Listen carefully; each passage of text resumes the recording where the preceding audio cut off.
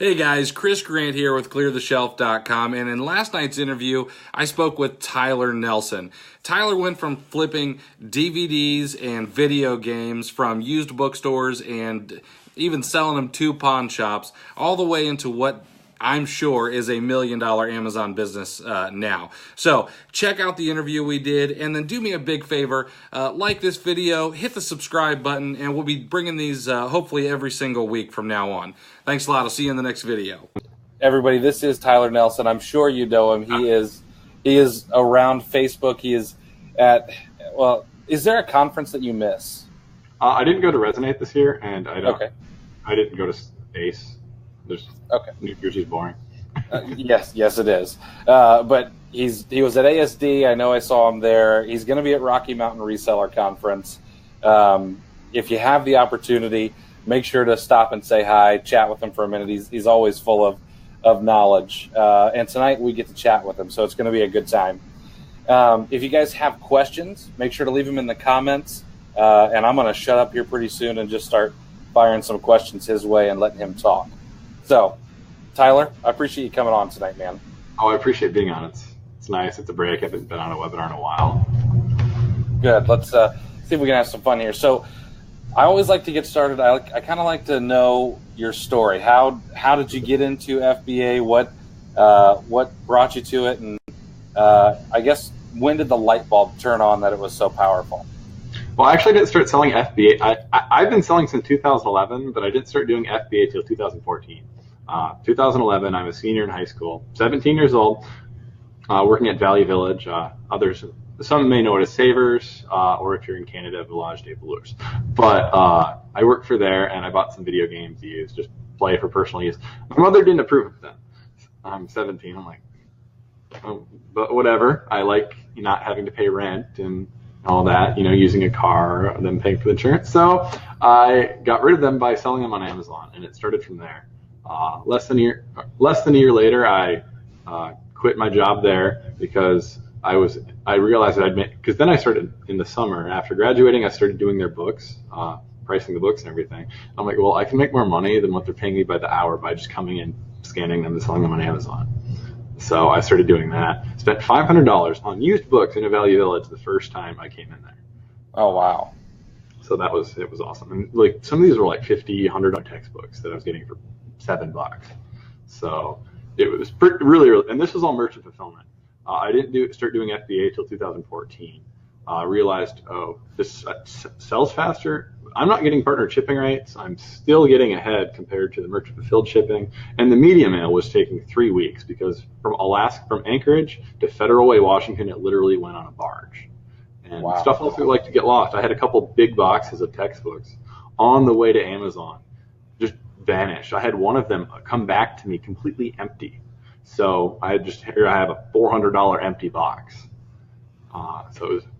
So then 2015, things ramp up. Sold almost $300,000 that year, and I decided that, oh, hey, I just spent $10,000 in media mail and flat rate boxes to get my inventory to Amazon. If I moved to Wisconsin, where I was born and raised, I'd pay for basically the savings and shipping would be crazy. So I moved, and in 2016, I also spent the same amount on shipping, about $10,000, but by my rough back of the napkin math, I shipped 10 times the cubic volume with that. So wow. There's only a savings of 90%. Because instead of spending $17 for a large flat rate box, I was shipping 50 pounds to Kansas or wherever. It was about $11 at the time to ship 50 pounds to Joliet, which is my primary warehouse. Now I'm shipping pallets for $80. That way, 14 pounds. That's incredible. So from Alaska, they offer no partnered carrier rates whatsoever. No partnered carrier. And this was back in the day where even with Amazon's, if you bought shipping through them, Amazon didn't take any responsibility or pay if it didn't show up. Oh, man. So it was the Wild West. Interesting. So when did your business pivot? When did you pivot from the used books and things like that into more retail arbitrage and what you're doing now? Beginning of 2015, I started doing a lot of OA. It sounds really bad, but I was flipping DVDs from eBay to Amazon. Oh, nice. I could sell like any DVD under the sun, HBO, Disney, Warner, anything. I could sell it. Wow. I had to return a lot of fakes.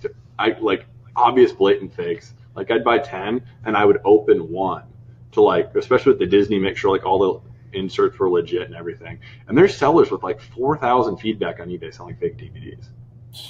So it was really interesting, but I got kicked out of the category in March. Then I shifted to video games. Went back into some used books, but I figured out this amazing racket. So I could buy DVDs for as low as like 40 cents a piece in bulk on eBay, and I couldn't sell them on Amazon anymore. But there's this used bookstore called Tidal Wave that also sold used media, DVDs, Blu-rays, TV season sets, video games. They'd have discount ones for $2 or $3, and they'd have other things more expensive. I could bring in used media, used books. Like if there'd ever be a sale at a garage sale where it's like a quarter for books, I would grab any book that looks interesting, bring it in, get credit, and then I'd be getting a few dollars for a book, and they'd take half the books. So I used this credit to buy things to like they sold on Amazon, but not if it was only like a $30 textbook they wouldn't send in. They were using scan power back in the day when it was the new thing. Nice. But they were under the same limitations as me, so they were cherry picking what they were sending to FBA. So I'd buy like video games or things that I could resell, or just anything that I could convert credit into money on Amazon. But they'd also have like discount Blu-rays for like $1, ones that just wouldn't sell. So it'd be $1 in credit, and then across the block is a pawn shop that would give $2.50 for Blu-rays, TV season sets. At the beginning, $2 for DVDs, but they later reduced to 50 cents or to $1. And I bring all these DVDs that I'm getting for 50 cents on eBay in bulk to Tidal Wave. Whatever I don't get credit for, I take to the pawn shop and get money. And then the pawn shop would sometimes clearance their stuff, and I would take from the pawn shop I'd take from the pawn shop to Amazon all the time. I had a deal with the pawnbroker I worked with that if I didn't spend $100 a week, I owed her a pizza which I only had to buy pizza once. Nice, take from there to Amazon, from there to the bookstore. I had this like triangle of stuff, and ultimately it was generating cash on Amazon and under the table cash that I was using to pay my rent. Dude, it seems like a lot of work, but that's fascinating. It was, yeah. The only thing that was annoying was the pawn shop without a receipt couldn't take anything new, so I had to open up the DVDs. Okay. I didn't want them to know where I was getting them. But this is like a very, very, very low income neighborhood. There were like shootings every day. So people to this day are still buying DVDs there. And they're selling hundreds and hundreds of DVDs to people. They sell them $2 each or like 12 for $20, whatever. And the DVDs fly off the shelf. So they needed inventory of DVDs, and I was helping with that. That's insane.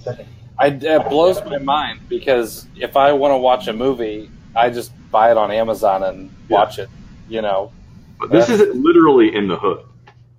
Huh. That's fascinating.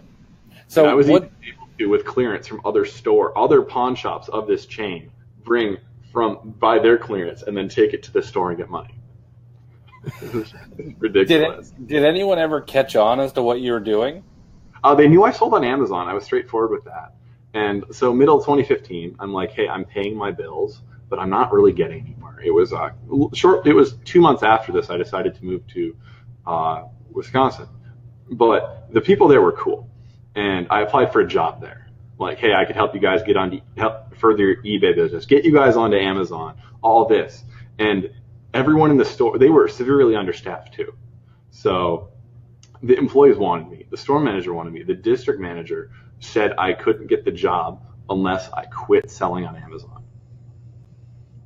So I'm like, no, this Amazon is all I've ever known. And they wanted me. They wanted me to deal with their video games. They wanted me to price their firearms. They wanted me to do like a ton of stuff that wasn't getting done. Their video games were just sitting in the back because they didn't have the staff to get around them regularly. So they would just bring them all out for me. I'd take what I'd want. I'd tell them what I'd give them for it. And they were only paying like $2.50 a game. I mean, I was bringing them some of those games. It doesn't matter what the game was; they were paying $2.50.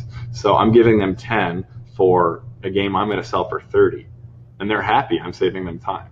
So I would just take stacks and stacks and stacks of used video games, and they were happy because I saved them time, even though they could have made more selling them to other people. Sure, but I mean, flipping your cash fast it's important to everybody. So I get that. So I just kept buying from them instead of working for them. Interesting. So what'd you do after that? When you moved away or when that kind of ended, what did you move to? So I moved to Eau Claire, Wisconsin. It's a town I now live an hour north. Best Buy, Target, Kohl's, Sam's, Walmart, most of the big box stores. But to hit the big box stores again, I'd have to go typically an hour. Well, there's another Walmart half an hour away, but other than that, I had to go at least an hour. But so I continued to do OA, a lot of eBay to Amazon, which that ended about the end of 2016. So I did that I continued doing that, even though I did more in 2015. In 2015, I spent $110,000 on eBay. Nice. It was only about a third that in 2016 and hardly any now. But did a lot of RA, a lot of cool road trips, a lot of adventures. Nearly moved to New Hampshire, which that was an adventure in itself for another day. But when I moved, I saw all these people on Facebook like just raiding clearance aisles at Walmart and things like that. And I thought that due to the partnered shipping rates and more retail and the fact that online retailers would actually ship to Wisconsin, I had one, I think PC Richards or something, their customer service on the phone told me that they didn't ship via dog sled, and that's why they wouldn't fulfill my order. Other retailers have said they don't ship internationally, which Alaska, 49 states. But I thought it'd be this magical wonderland down here where, it's just rainbows and bolos, and it's not. Right. I learned. So I knew video games, I knew books, I couldn't sell DVDs anymore. So I moved down here. I have to learn all these categories. I had to learn how to read. I really didn't use Keepa back in the day. Back before I knew what Keepa was, it was a thing in its infancy. But back in the day when I was doing Amazon to Amazon flips, in 2012, I got banned from Amazon Prime for using it for resale, all because of a complaint from an eBay buyer. Because I gave them they said it was defective. I sold it to them on eBay.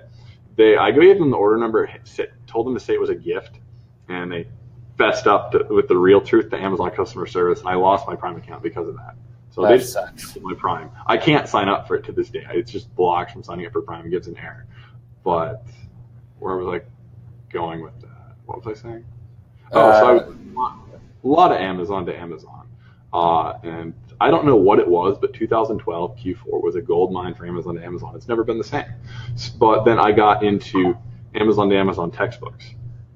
And in 2016, in addition to the retail arbitrage, learning Keepa. Oh, yes, so that's what I was talking about was before I knew what Keepa was, I would buy the Amazon to Amazon flip when it's only the sales on Monday. I'd buy in Alaska, the Amazon day ends at 11 p.m. So I would buy at 10:55 local time and see what Amazon would go back up to and cancel the order if they didn't go high enough. That's really smart. Before knowing what Keepa was. I actually learned about Keepa from Chris Green's book, Online Arbitrage. Nice. I read retail arbitrage after starting doing it, after discovering all this stuff on Facebook by accident. But then reading Online Arbitrage, there was actually some cool stuff there. That's where I learned about Keepa. But I didn't really start using Keepa until I moved to Wisconsin. And learning it was Keepa that taught me how rank and sales velocity really works. I'm learning it's something that you will never fully master. It's only something you get better at. And so here I am looking it up on my phone. I see spikes. Okay, good. I'm buying it. So a lot of that in 2016. And then 2017, after getting suspended, is when I decided to just slash ASINs left and right and get into replenishables. Okay. That's where I started today. And I would imagine you feel that was a good business move, yes? Yeah. Okay. Yeah, I mean, since then you've moved into a warehouse and, things seem to be moving swimmingly, so.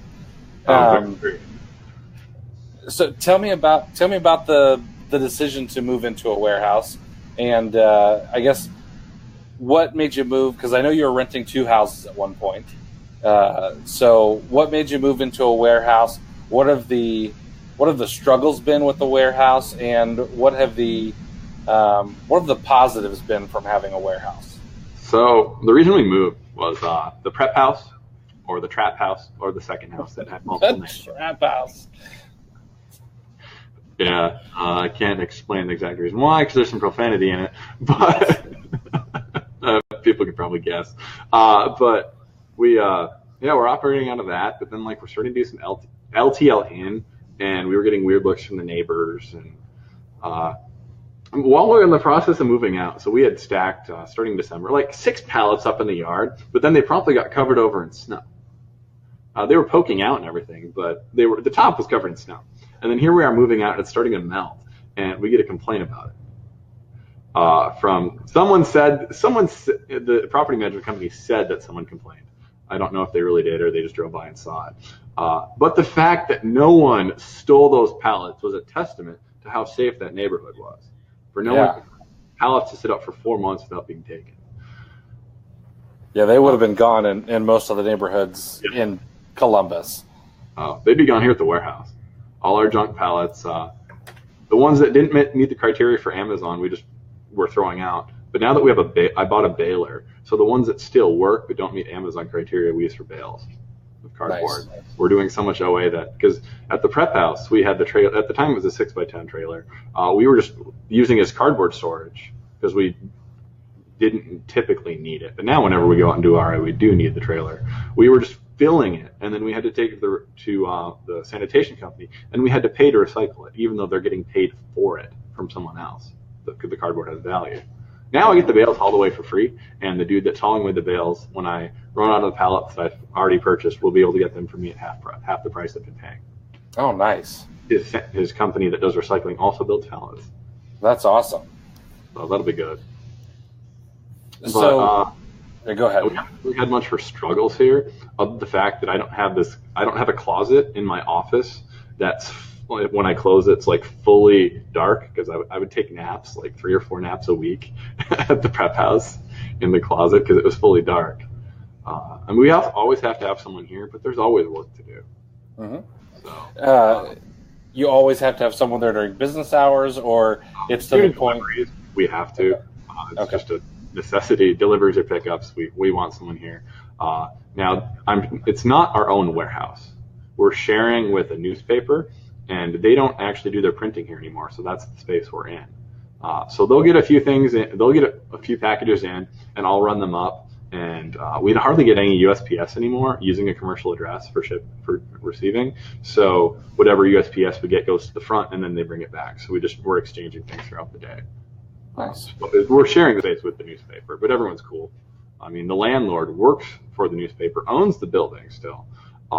It's complicated, but so we're seeing the landlord every day, and everything's chill. Nice. We get a breaker we can use, a full fridge, although we do want our own full fridge so that we don't have to walk 30 yards.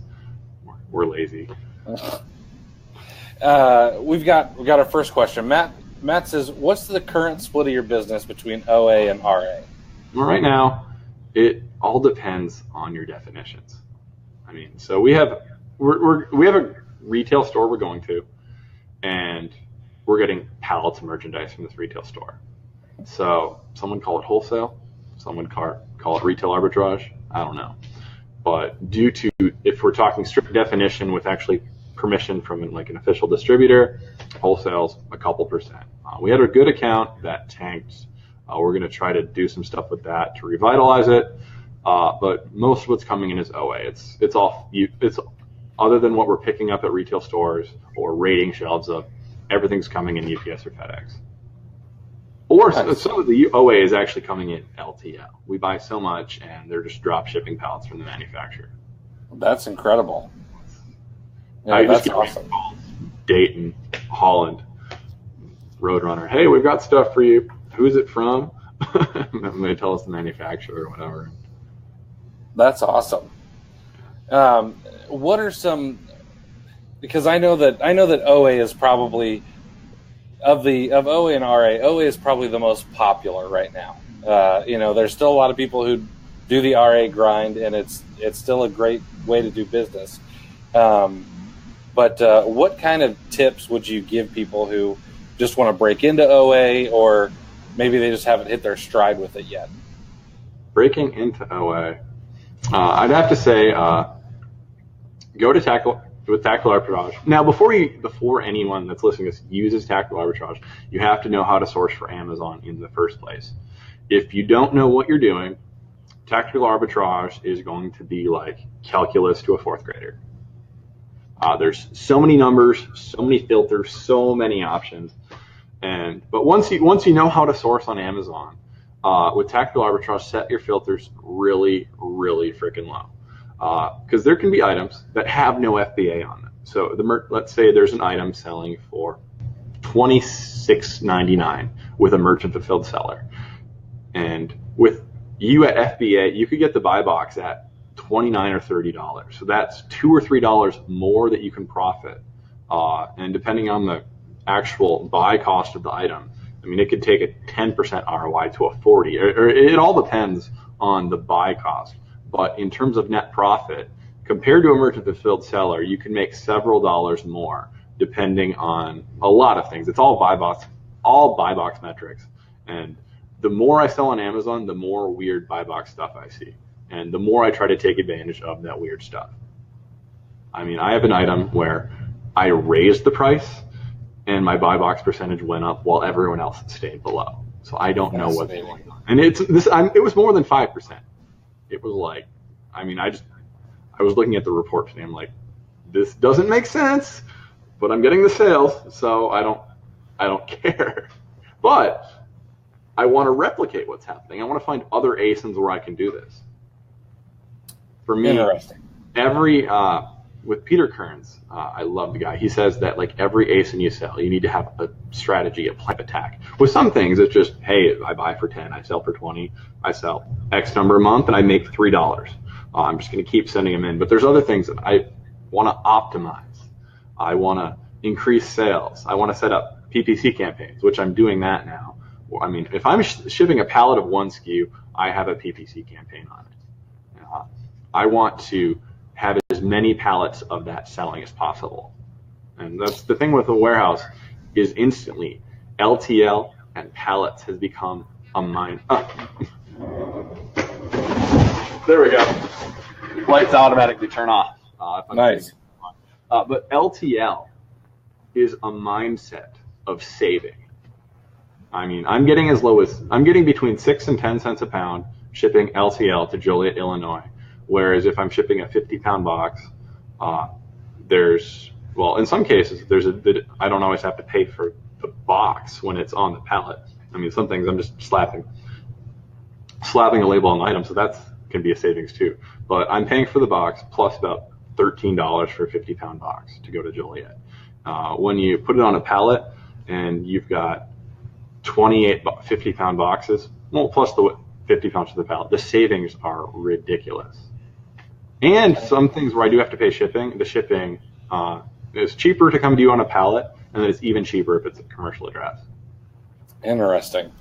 That's good to know. So let me ask you about when you're, without you giving away any secret sauce, you talk about shipping an entire pallet of one SKU.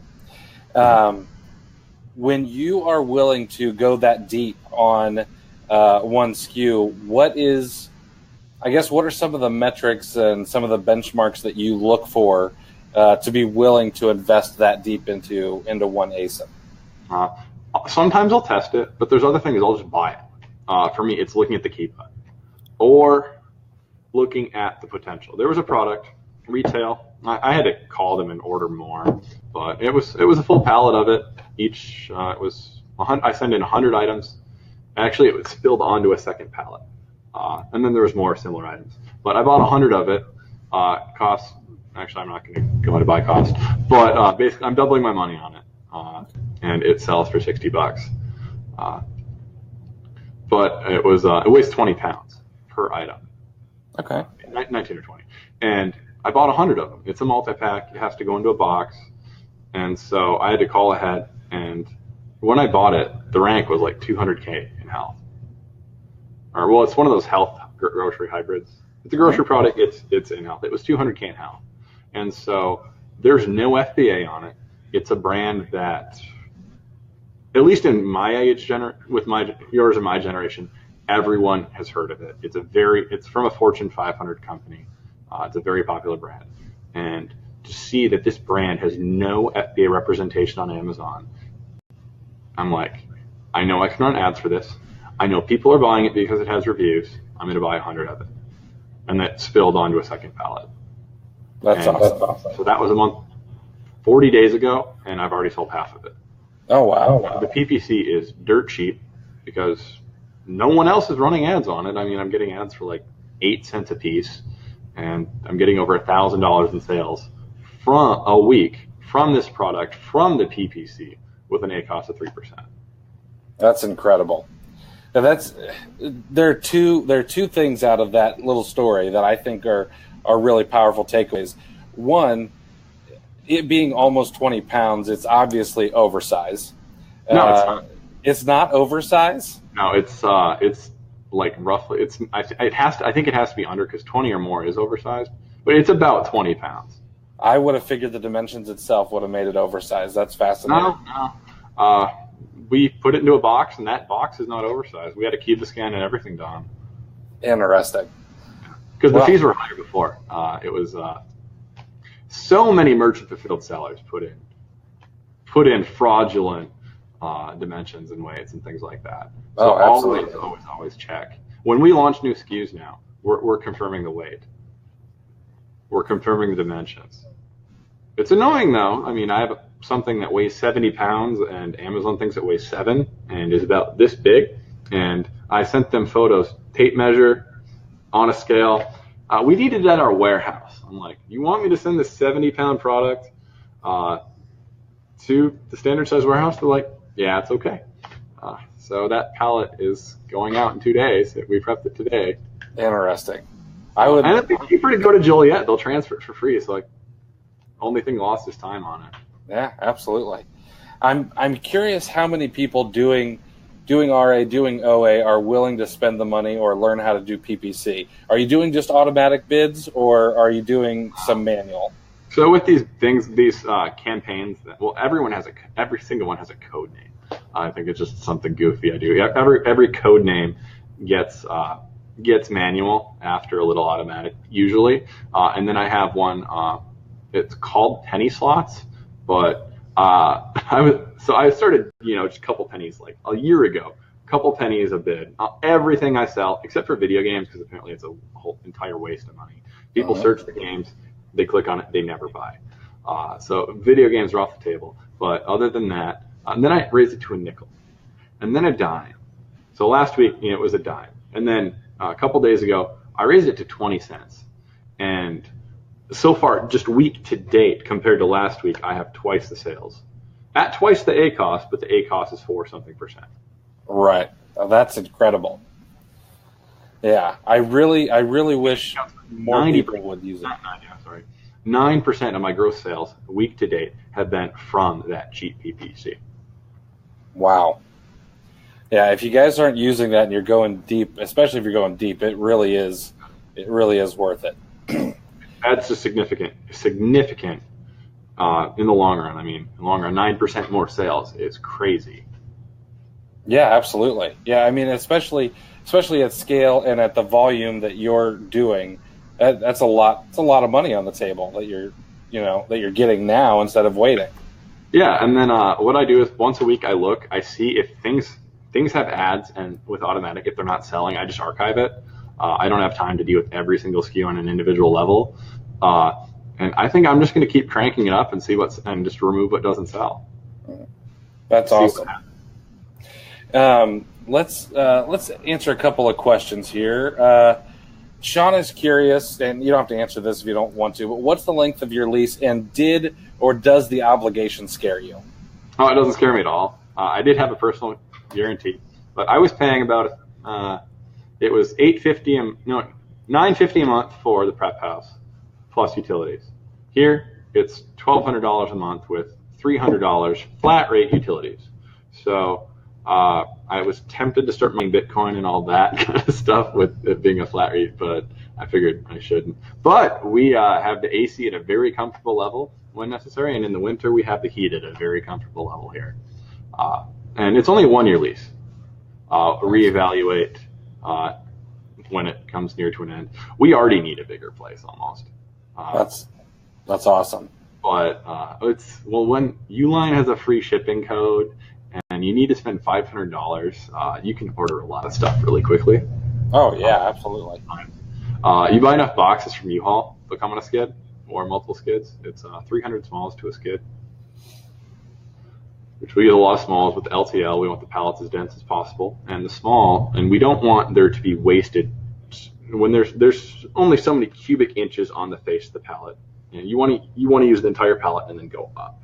So we don't want wasted space, and we use small U-Hauls. And from Uline, we use 16 by 20 by 16s, kind of like the large 18 by 18 by 24, but the Lowe's version that's long and not tall. So It's like that, but slightly smaller, and it fits perfectly into a pallet.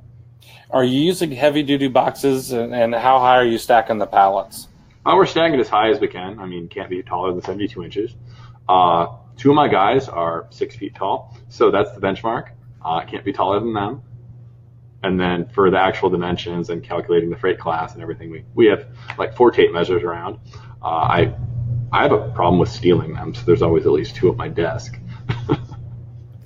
Matt's curious, do you avoid listings where you'll compete with Amazon? With Amazon, I tread carefully.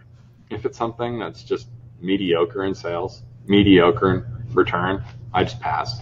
If it's something that's extremely fast moving, or something with an extreme return on investment, then I'll move in on Amazon. It's ultimately a case-by-case basis. But I avoid FBA. I have no problem selling against FBA. I mean, with my account as old as it is and all these different metrics, I get a higher than I should buy box percentage. But that also could be because I have 100 at FBA and everyone else only has 10 or whatnot. I mean, the more warehouses you're at, the higher the buy box percentage you're going to get. But and high velocity, Amazon runs out of stock on stuff all the time. And then you can sell things for crazy prices. I was selling this makeup. I mean, you could walk into any store in America, get it for $20, $25, just like Amazon was selling in that range. It goes out of stock, and I get a sale at $100 after Amazon comes back in stock. I don't understand how it happens, but it's ridiculous the money that people are going to pay for makeup and just things in general. I mean, I've sold to a business buyer a box of cereal for $15. You can walk into a store and get it for $3. So it's ridiculous. And that was a business buyer. I've gotten plenty of sales on it, but for a business buyer with a purchase order to spend $15 on a box of cereal. That's incredible. And I'm curious. I read a really fascinating article the other day. J.P. Morgan suspects that Amazon will catch up to Walmart sales within 3 years. Walmart's currently like $368 billion in the U.S., and I think Amazon was like $190 billion or so. And they think Amazon will match or surpass Walmart in 3 years. So there's still a lot of room for growth. Now, is this assuming they buy out Target? No, this is at current growth levels of 30% per year of Amazon's current sales levels. If they buy out, a very interesting bet. Yeah, it really would be. And guys smarter than me are doing the math. Yeah. But it's fascinating. It's fascinating for me to think what's going to happen and what kind of opportunity we have if the market actually does become that large. Yeah.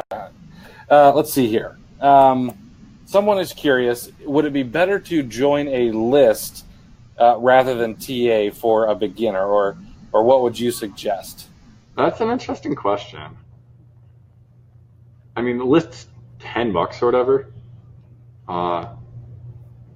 I think what I'm going to do is start buying lists just to sit on them. Mm-hmm. Just an idea thrown out there. I was talking with my guys about it. Like, what do they think? They think it's a good idea because there's so many things that. Now, if you've been selling for a while and you have tactical arbitrage, what you need to do is go to. I'm actually going to go through the exact steps here. Go to Seller Central. You can share. Oh, you're not if you're going to Seller Central. No. Never mind. Never mind. So go to reports and business reports.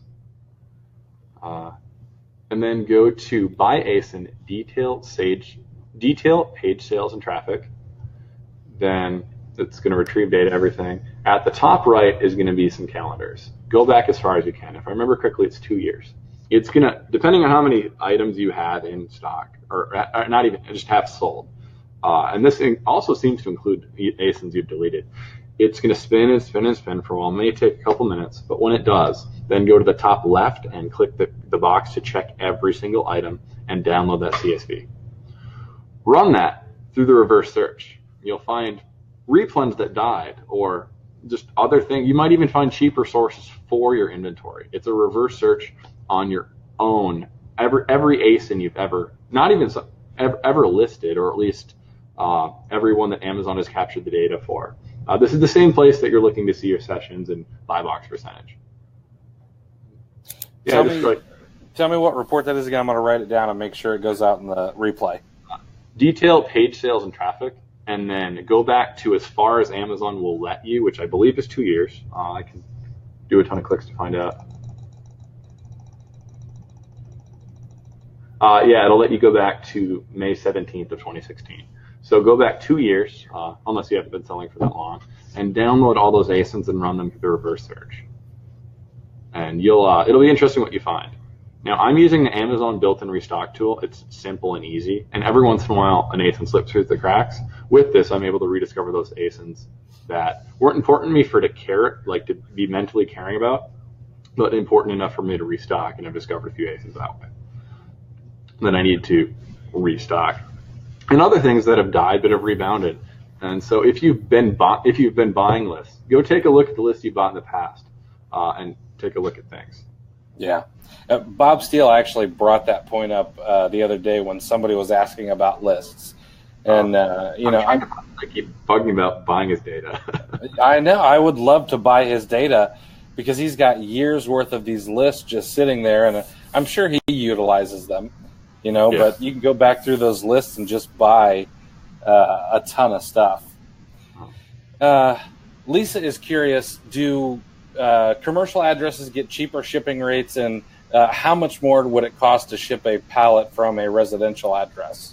Well, from the way I understand things, with FBA partnered LTL, I don't know if there's an added cost. There's no outbound liftgate fee, but as soon as you have that bill of lading in your hand, which is, well, for me, it's about 6 a.m. I don't know if the freight company is going to be up that early. They'll probably have a dispatch at 6 a.m. or whatever. But as soon as you have that bill of lading and you know the company, you want to call the terminal that it's going to come out of. You might have to do some Googling. Call that terminal and request a liftgate. It may delay things by a day or two, but you don't want them to dispatch a truck without one and then show up. How do we get 1,100 pounds onto this truck? And then they will, if you don't have a pallet jack, you'll just want to prep it so that you have space to wrap the pallet in your garage or whatever, and then they can bring a pallet jack. But if there's not space to completely maneuver a pallet jack in, make sure that they can just go straight in with the forks. If they have it sideways, if the forks go this way and you've got crap here, it's not going to be very fun. Oh, any other questions? But coming into you, typically there's going to be a $45 or $50 liftgate fee if you have pallets of things delivered. Some places don't, some do. And the other places I've seen, I had 2 pallets that cost me $400 to have them delivered. Oh, wow. Yeah, if I could have shipped them to Amazon, further away for half the price. Looking back at it now. Let's talk about this. What tools would you suggest, or I guess what tools do you have that you absolutely would not want to live without in your business? Keepa and TA are obvious. I also really like RevSeller and Can I Sell It? When you're using RevSeller, make sure you have set shipping on it. When I started using it, I didn't have any shipping costs. And then I put them to a reasonable level. And then here I am at the warehouse. I realized after 2 weeks, I didn't reset it to LTL. So I was missing opportunities. Because there's some things that look very mediocre or whatnot and things I wouldn't buy when I'm looking at it at 30 cents a pound. But when I'm looking at it through the lens of 8 cents a pound, it's far more superior. And then at that, other people can't compete. So that's why there's a lot of things that are heavy that only have merchant fulfilled sellers, and a lot of those merchant fulfilled sellers are drop shipping. Mm-hmm. If those drop shippers would be gone, there'd be a lot more opportunities. A lot more things. Yeah. So, ref seller TA Keepa, are you using the paid version of Keepa? I'm not. Does it do anything special? It offers a few features that are pretty cool. I do pay for it because I pay for everything that is out there. But yeah, I mean, it's got some cool stuff, but I don't know. For $15, it's worth it. Okay, I'll have to try it out. And then I also use Can I Sell It with Matt Colvin made. It's amazing. Yes. Don't be too restricted. I'm just hoping he puts in hazmat features now that you can, through the seller central search bar, see if it's hazmat. But it's annoying to have to manually check because even with that, I still buy stuff that's hazmat every once in a while. My prepper's like, Tyler, you did it again. Did you apply for the hazmat program? So I sent an email as soon as I saw Shawn Michaels say he got approved. But I saw another thing from Amazon saying that as soon as you have an item at the FBA warehouse, go hazmat stranded to get put on the list. So I don't know what's up.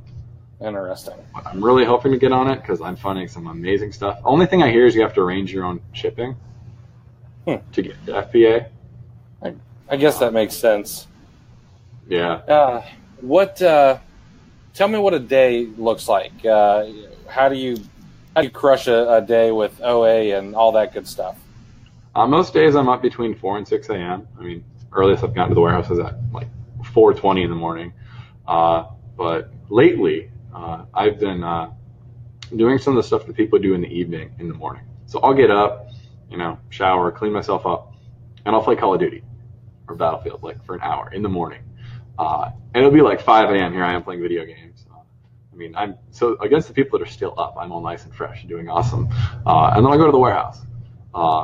People don't show up between 8 and 9, sometimes 10. Well, 2 of them show up typically at 10, 2 show up at 9, and one of those 2 sometimes shows up at 8. And then they usually leave around 5.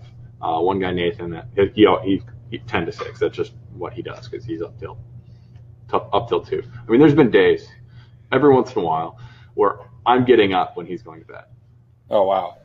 Yeah. That's very common with me and Chris Anderson. Yeah, no kidding. Yeah.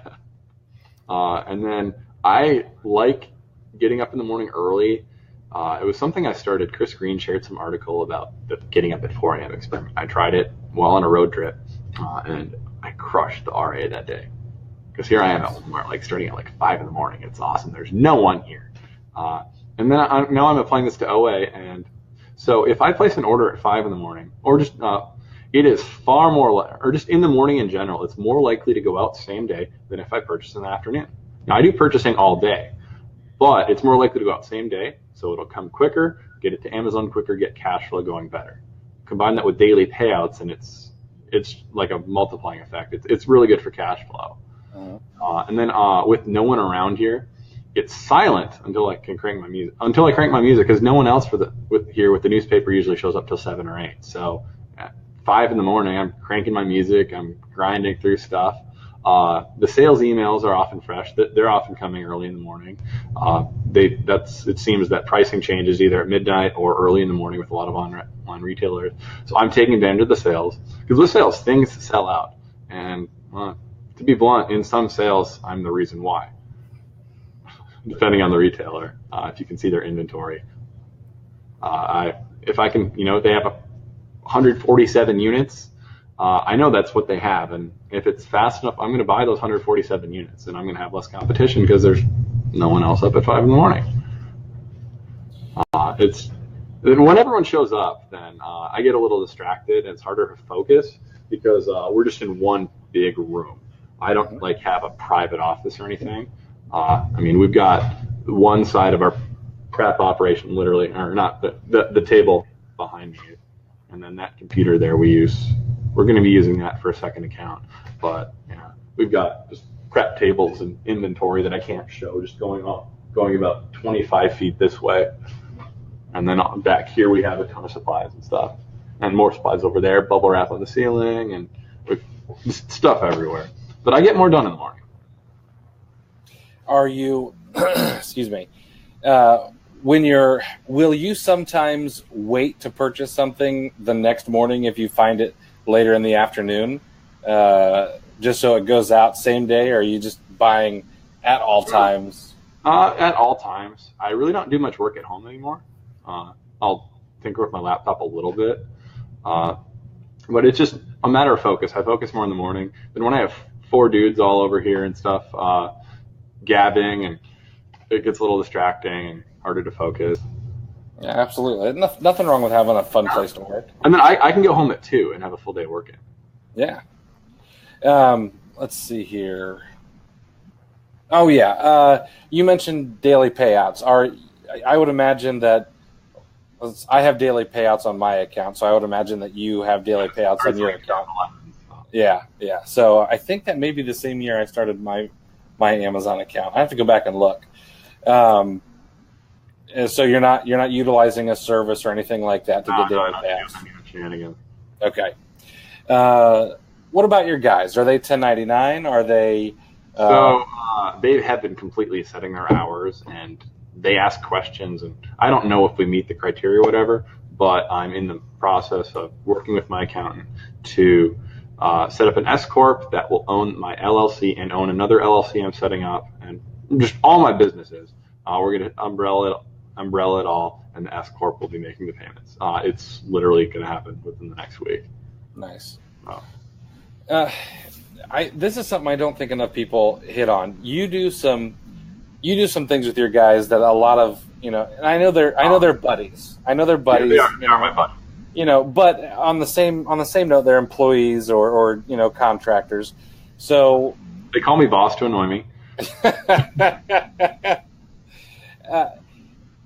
What kind of atmosphere do you try to build, and what do you do for team spirit and morale? Because this business can get a little frustrating and grinding at times. So what do you guys do?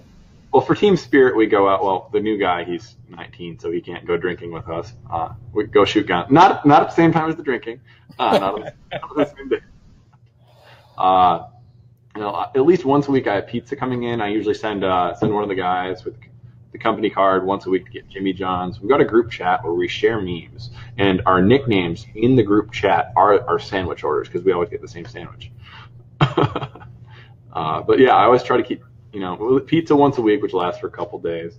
And I get the good pizza, not like the plain whatever. I like stuffed crust, all the toppings. I had been buying like energy drinks and stuff had just random K-cups that were defective or whatever that we've been drinking, but those kind of dried up. I really haven't been sourcing any K-cups lately. The Christmas ones ran out. So I talked with the guys. One of them has a health concern where he doesn't want aspartame, and he's trying to get away from sugar. So I'm like, well, let's find some energy drinks that you like. And he didn't like the rock stars because they have too much caffeine. So we found him something, and the other guys liked them, and we got some. So ultimately what I did with that is I set up a subscribe and save, where we're going to get these certain energy drinks. We're going to get a tea in. We're going to get a coffee the guys like. And we're also going to subscribe to some set stickers and Sharpies. So we're going to get everything coming in every month. Nice. So I've curated that. There's some snacks from Walgreens that they really like that I keep a supply of that I pay for with points.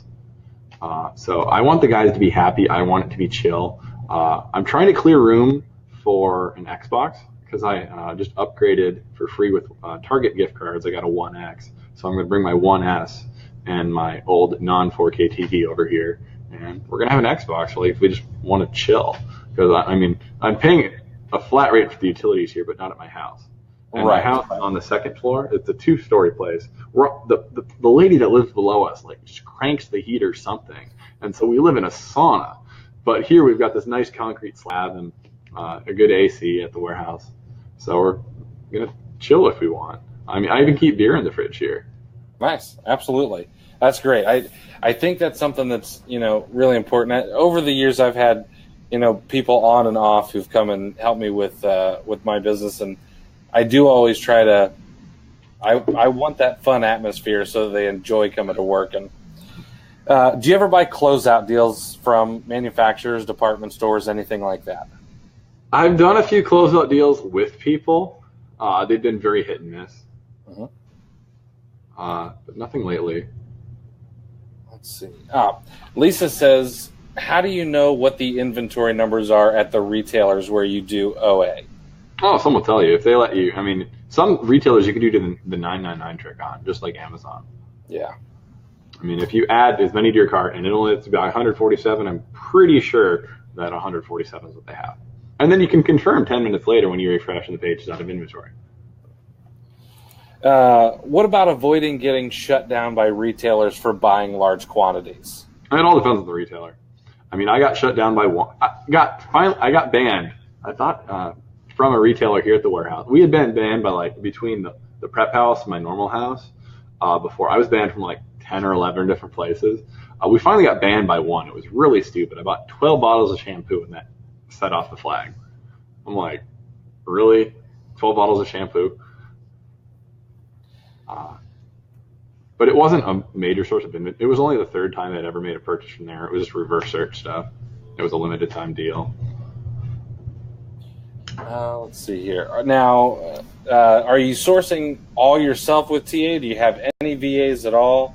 No, well, so Alex makes it easy now with the image matching and the auto quantities. But no, I don't have any help. I like to take a look at it myself. I'll get here in the morning, 5 a.m., grab a Rockstar and just blaze through it. I like to find the opportunities to build velocity, not just things that already have velocity. I love things that don't have any current sellers or are priced way too high, or just a variety of factors. Or some things people don't buy if it's not from FBA. I don't know why. I mean, I raise my price and the price and the velocity improves. The velocity there was that thing I bought 100 of that was 200K, and last I checked it's 40. It had been 30, but rank is not steady. It's a look at the current moment in time. Let me keep it. Woo! Yeah, I think that's really important for people to take away, especially the whole thing about bringing something back to market at a price where the market will bear it. I think people lose a lot of opportunity there, especially when they're sitting there. Like, I'm not going to sell anything over 150,000 in rank. Well, if we're being blunt and truthful, that's just dumb. So yeah, a pallet of something ranked over 150K. Yeah. So there's a ton of opportunities where we can bring products back to market at a price where the market will bear it, and then of course, if we can bring products back to market, period, where there's no sellers, is even better. John would like to know, do you run any coaching or mentoring groups? We said this wasn't going to be any pitching, but I do contribute to Chris Anderson's Superhero Sellers. I don't do anything with the bolos. I'm there to provide support. If people have questions, I'm there to answer it. If you need to get a hold privately, I'm far quicker to reach than Chris. At least once or twice a week, people message me to get to him. So I got a message from someone while I was on the phone with him just earlier this evening. So I'm like, hey, you got a message from this person, and then he went and checked it. But I contribute to that. We've done Q4 the last 2 years. I don't know what's going to happen this year. I'm not in it for the money. I mean, what I get paid is it's pretty petty, but I'm there to help people out. Yeah, absolutely. I try to have this conversation with a lot of people. Is this business for you? Is it more lifestyle, or are you looking to cash out, with $10 million one day? What are you looking for in this business? I want to make some money. I want to build something, but I also want to have a lifestyle business. It's cool being a baller with an Amex Platinum and a bajillion Amex points and things like that. But honestly, every time I travel, it's for business. I mean, went on a cruise for free for business with the Rockstars. But I paid for the flight there, and I used the points to send my guys on vacation. Nice. I give them a week, a year of vacation. I told them that when we go to the W-2, they'll get a week of vacation, but if it's $500 or less, I'll pay for it with points for them to fly out. Nice. That's so awesome. That was really cool. Yeah, that's really great. We are up to an hour, guys. So if anybody has any questions, I do want you to throw them in the chat, because I'll twist Tyler's arm and keep him here for a few more minutes. One thing I'm curious about or one thing I always try to ask is, what have I not asked that you think people should know? I don't know. You're pretty good at this. Thanks. I'm not sure. We've gone over a lot of stuff, and that fit a lot into this hour. Yeah, absolutely. So, anybody have any questions? I do try to keep these to about an hour, and we're right up against it. So, want to see if we can throw any fastballs at them real quick, and then we're gonna call it. Someone's asking the tips for an efficient prep workflow. Oh, that's a great one. I don't know. I hire guys, and they optimize it. They figured out this whole assembly line thing. We're selling glass products with bubble wrap and poly bags and additional boxes, and they've got a system down for it.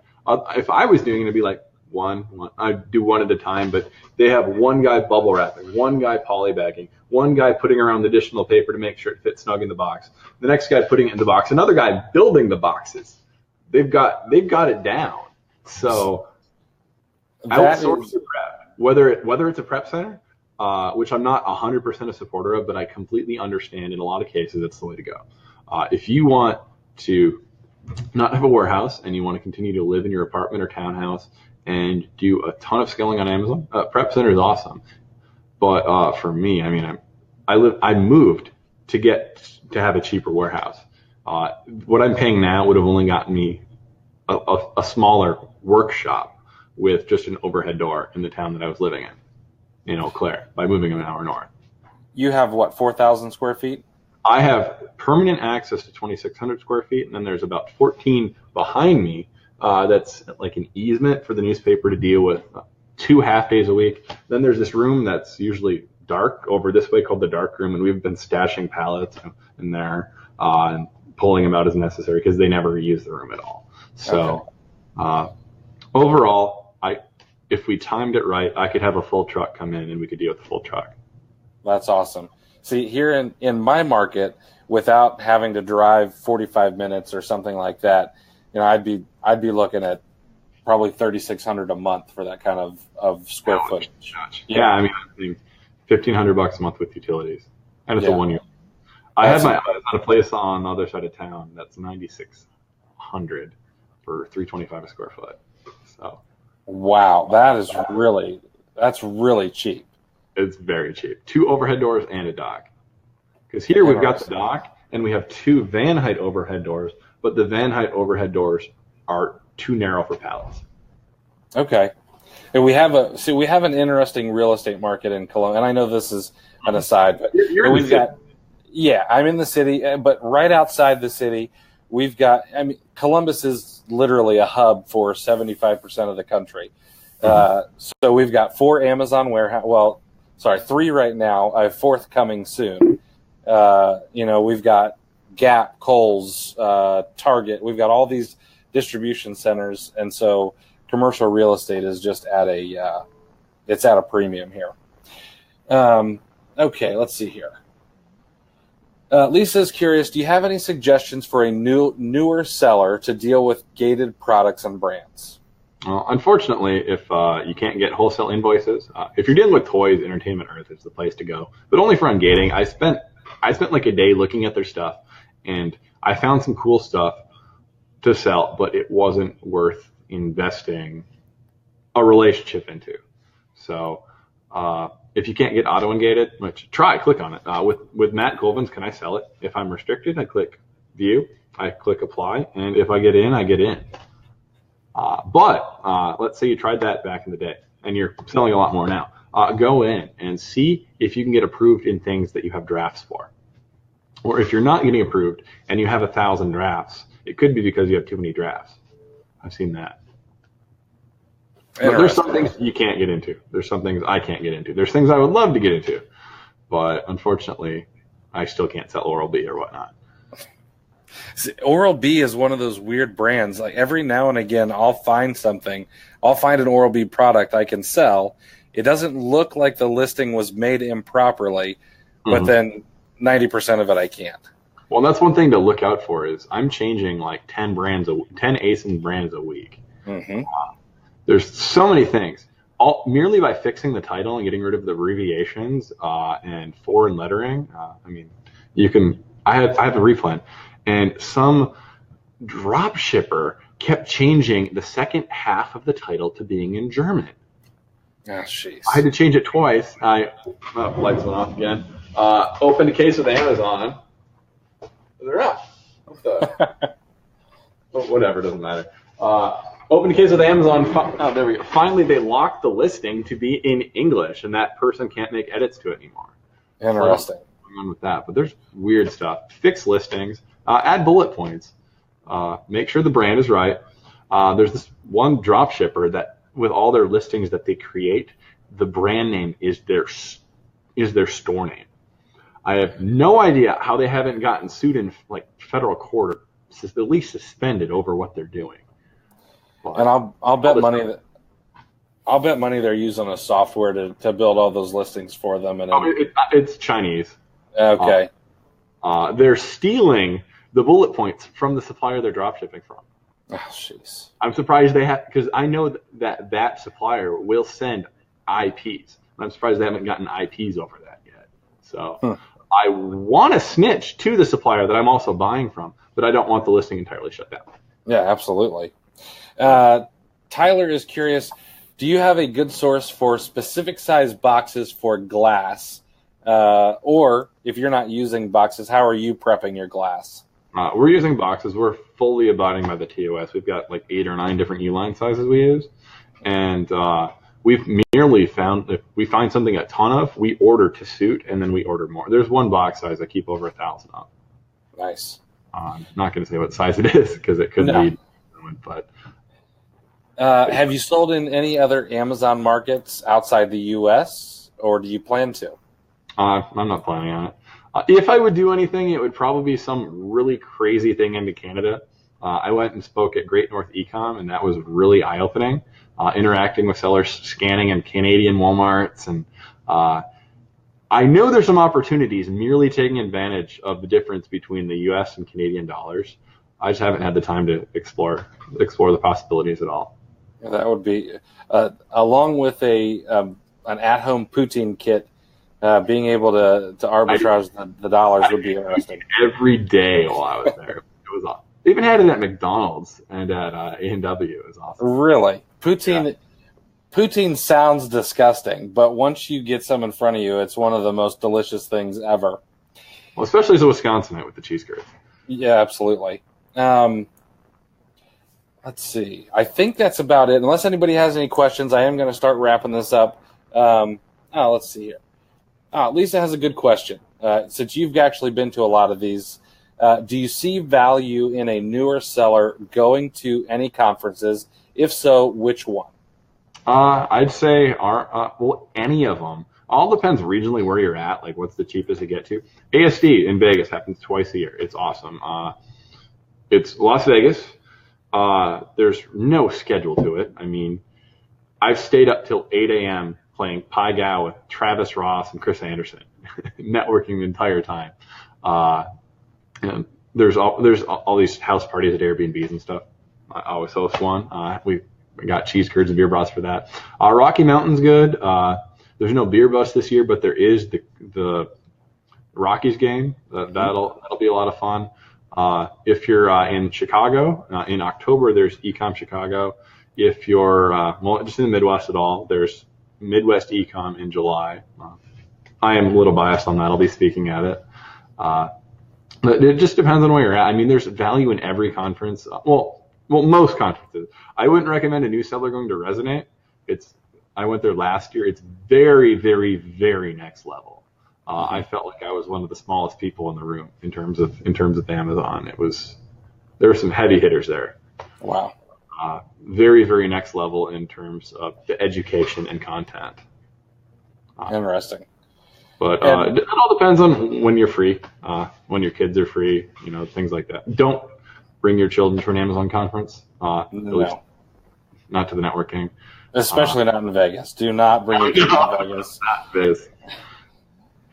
Yeah, see, and that's one of the most important things. Yes, the speakers are great, but the networking after the events and in the hallways, that really is where the knowledge is, and that's where you get the value for the ticket that you purchase. There's going to be people like Tyler out in the hallways talking. There's going to be people like Jason Wilkie at the bar. There's going to be all these guys and gals who you can learn something from, build relationships with, and be friends with too. That's important outside of business. So I almost forgot about Boost. I'm not actually going to, but I'm going to New Orleans. We've got an Airbnb and we're going to be lurking. Nice. Yeah, Boost is. I'm tempted to go. I'm taking my son to Disney right before, so I don't know if I'll make it, but I'm tempted to go just because it's New Orleans. Well, I'm road tripping with several Amazon sellers. Nice. We're going to road trip there and back, and also road tripping with a seller and his wife. Well, actually, he and his wife, they're going to be coming to me to Boost too, but they're going to come with me to RMRC. And then Dixon Long, I have pronounced his last name, from Canada, is coming back with us. Oh, no kidding. We're doing some fun stuff with both Boost and RMRC, road tripping there and back. Because, I've done it before, like road tripping with Chris Anderson, Travis Ross, being in a car for a couple days with someone. It's just, as an Amazon seller, the networking is amazing. Yeah, absolutely. Lisa, don't buy a ticket for Boost. Just come and hang out. Yeah. There's going to be plenty of stuff with sellers going on. I've got an Airbnb. We're going to have a party. Other people will be doing the same. It's New Orleans or Bourbon Street. Plenty of fun stuff to do. Justin says, do you think RMRC would be good for someone who's been selling for just over a month? You'll get more out of it than anyone else. You'll just be a sponge for information. You'll get a ton out of it. Yeah, and plus the drinking is fun. Meeting, Denver, there's craft beer. There's other things that are legal there too, if you wish. Yes, you can get Rocky Mountain High if you choose. Denver's gorgeous, especially this time of year. So, all right, Tyler, I appreciate you taking the time, man. I don't want to take up the rest of your night. You got to get up at like 4 a.m. So yeah, I've got to get to bed. I do appreciate you coming on, man, and I look forward to seeing you out in Denver. I'm gonna buy you a beer or a libation of your choice. As soon as we get together. Man, it's fine. All right. Unless there's whiskey around, it all depends where we're at. Okay. Well, I'll get you some whiskey. So, right. Everybody, I appreciate you being here, and thanks, man. I appreciate it. Have a good night. Bye. Bye, guys.